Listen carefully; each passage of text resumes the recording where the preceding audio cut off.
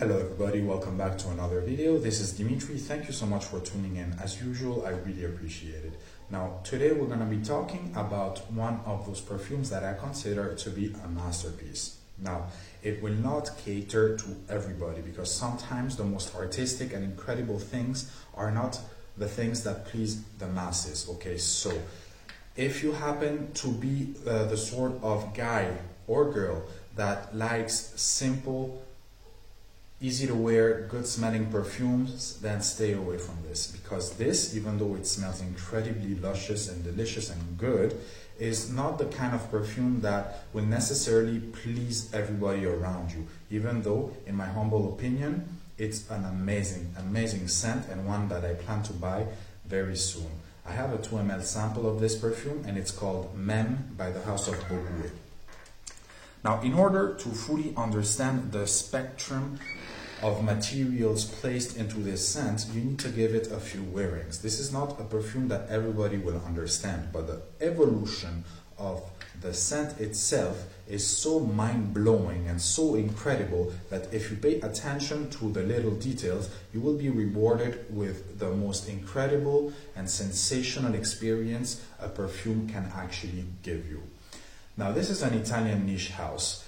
It's called Bogué, as I said, and the perfumer is Antonio Gardoni, which, as mind-blowing as this might sound, he is not even a trained perfumer. He's a self-taught perfumer that actually works as an architect. And now this background as an architect gave him the ability to understand layering and subtraction, which is a great advantage. Now, he is one of those perfumers that actually make me proud of being Italian, because in my humble opinion, Italian niche is becoming a bit dull, a bit kind of overrated, especially when you take into consideration houses such as Profumum Roma, Sergio Momo, even Nasomatto and Orto Parisi.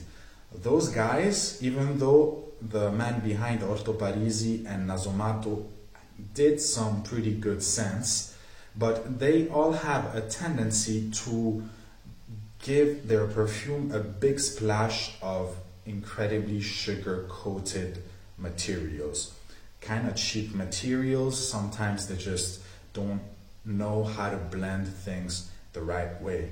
But we're just going to put aside those sad discussions and focus on Mem, because today is all about this mind-blowing and incredible perfume. Now, before I get into the description of the perfume, I will give you a little bit of background so as to understand how it was created. Now, this was not made in a couple of months like most perfumes nowadays. This took a full 2 years in the making.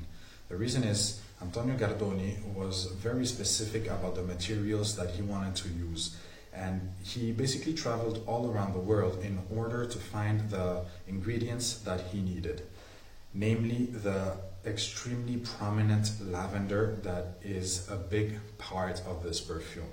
Now, he did not stop at just creating a lavender absolute from one place. He took lavender from 3 to 4 different countries and made the accord in such a way that by using the flowers, the stems, which give a balsamic touch, and the roots, which will give an earthy, kind of dirty feeling, create a accord that is not even reminiscent of lavender anymore. It's kind of a ghost, and at a certain point it disappears.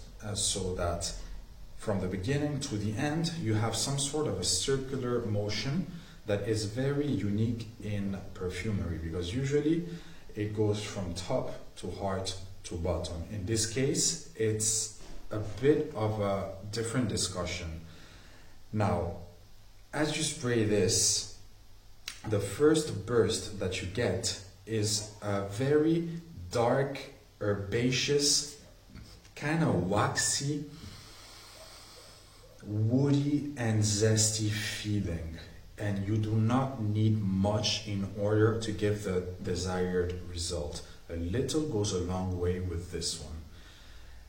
This beginning, this accord that you get at the beginning only lasts a few minutes.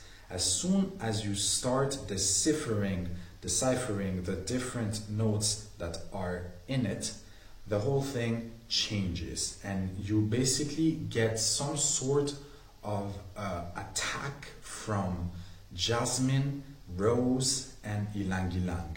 And those are the three main players of the heart.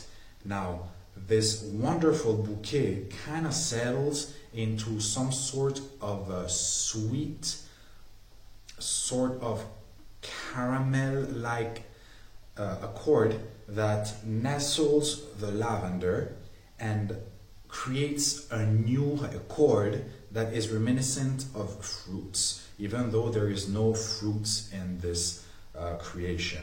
It's very weird and extremely mind-blowing to actually assess all the information that this perfume gives you.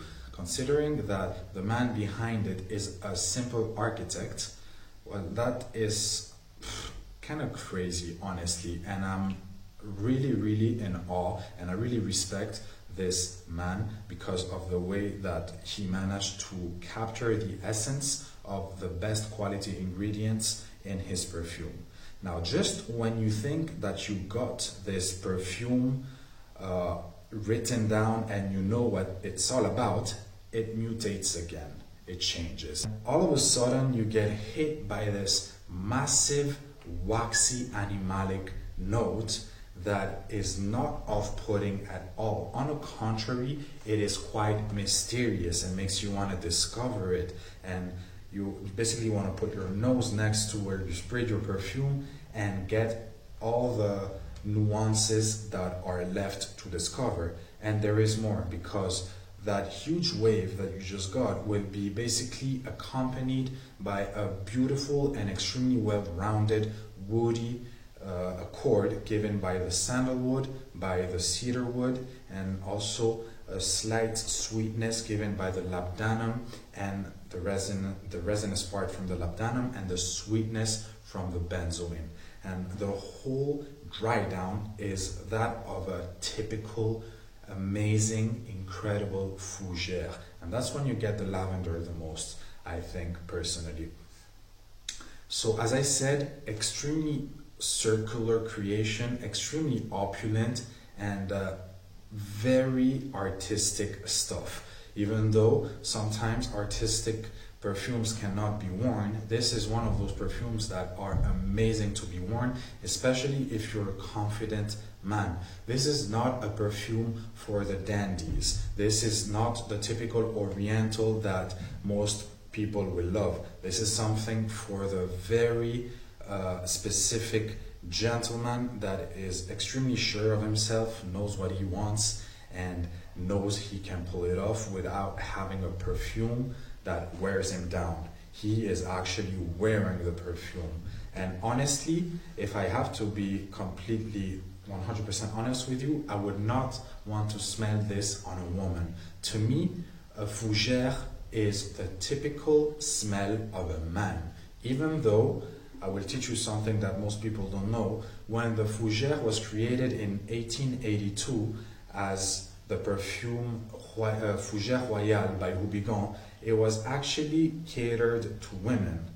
But the men of those times started to wear it as well, especially the dandies, as I like to call them, and the fougère became synonym with masculinity, whereas the chypre became synonym with femininity.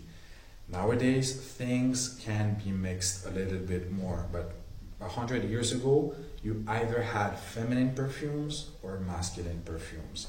Now, even though, as I said, it started off as a feminine thing, the fougère that you find in Meme by Bogoué is completely masculine and so strong and powerful that it is not made for all men. If I had to tell you which perfumes this creation reminds me of, even though it is not exactly like anything else that you smelled in your life, this travels a very thin line between Jiki from Guerlain and Mitsuko, still from Guerlain. Now you get the waxiness from Mitsuko and that very sharp, sweet lavender that you get from Jiki. And right there in the middle, you get Mem by Bogue. Two masterpieces on the side and one colossal new masterpiece in the middle. And to me, this is exactly what perfumery is all about. An expensive perfume that actually deserves to be expensive. This, you get what you pay for once, okay? Unlike 95% of other brands, when you pay 185 euros for 50 ml of Mem Bogue, you get the desired result, which is attention and uniqueness and sharpness. This is the fougère of the future. It takes parts from the perfumes from the past with a modern twist that master perfumer, if I can define him so, Gardoni managed to give us. Mem Bogue by the House of Bogue Perfumeria. I hope you enjoyed, and we'll see you again soon. Take it easy.